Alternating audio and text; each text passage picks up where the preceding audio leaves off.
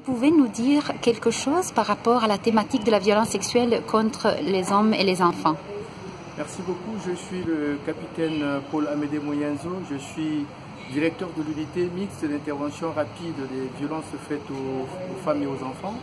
Aujourd'hui, je suis content de prendre part, de participer à cet atelier sur la lutte contre les violences faites aux garçons et aux hommes, justement parce que c'est une thématique qui est vachement importante dans ce pays, où beaucoup d'hommes et d'enfants, surtout particulièrement les garçons, ont des freins par rapport à l'accès à la justice pour les cas de violence sexuelle.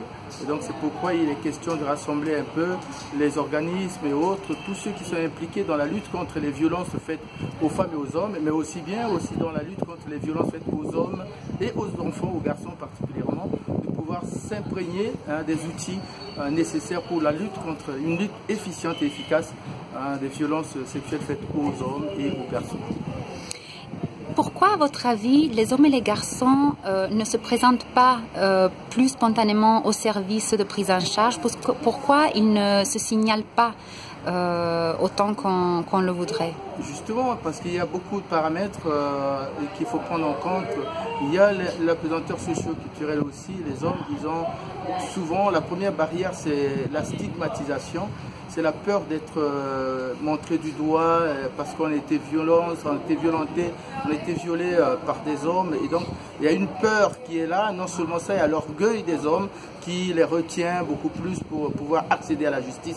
Donc voilà pourquoi il est question de faire une large sensibilisation pour permettre aux hommes et aux garçons de pouvoir accéder au même titre que tout le monde, que tout être humain digne de ce nom, de pouvoir accéder à la justice et demander que justice soit rendue quand on est victime d'une violence comme celle-là, violence sexuelle en tout cas. C'est normal que les hommes, avec leur orgueil, puissent se retenir souvent avec beaucoup de réticence pour aller vers la justice. Mais voilà pourquoi c'est le sens de cet atelier, de pouvoir vulgariser les textes, briser un peu le silence, permettre aux hommes d'aller vers la justice quand ils sont victimes des violences sexuelles. Comment on peut aussi améliorer la réponse, donc l'offre de services pour ce groupe qui est si stigmatisé? Exactement, c'est même l'un des objectifs de cet atelier, de pouvoir renforcer les réponses multisectorielles dans la lutte contre les violences faites aux hommes et aux garçons, de pouvoir reprendre le circuit des victimes dans les structures de prise en charge, parce que dès lors que les femmes et les hommes viennent au même moment dans le même service pour être pris en charge quand ils sont victimes de violences sexuelles, et c'est là où il y a plus de stigmatisation. Donc à mon avis, je pense qu'il faut redéfinir et reprendre le circuit même d'accueil, comment, par où on doit accéder pour pouvoir expliquer de façon spontanément ce dont on a été victime. Il faut reprendre ça et trouver d'autres mécanismes aussi qui puissent renforcer la confidentialité de l'information pour permettre exactement aux victimes hommes d'accéder assez librement à la justice.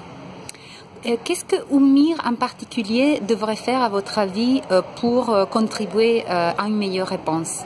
Justement, l'UMIR dont je suis responsable travaille depuis un certain temps dans ce cadre-là, de pouvoir amener non seulement les âmes, les femmes et les filles, mais aussi les hommes et les garçons qui sont victimes de violences sexuelles à pouvoir venir vers nous. Donc nous avons déjà lancé des campagnes de sensibilisation pour dire l'UMIR, la porte de l'UMIR est ouverte à tout le monde, hommes, femmes, filles et garçons. Donc de pouvoir venir vers nous et de renforcer d'abord le mécanisme de suivi de ces procédures-là qui puissent aller jusqu'au niveau de la justice et rendre effectivement justice. Il faut aussi la protection des victimes et des témoins. C'est ça au moins qui pourra peut-être permettre aux hommes et de pouvoir venir sans crainte ni honte, de venir vers et demander que justice soit rendue, parce que c'est vraiment une structure pilote qui travaille dans ce sens-là, qui apporte une réponse aux multiples attentes des hommes, des femmes, des garçons et filles aussi.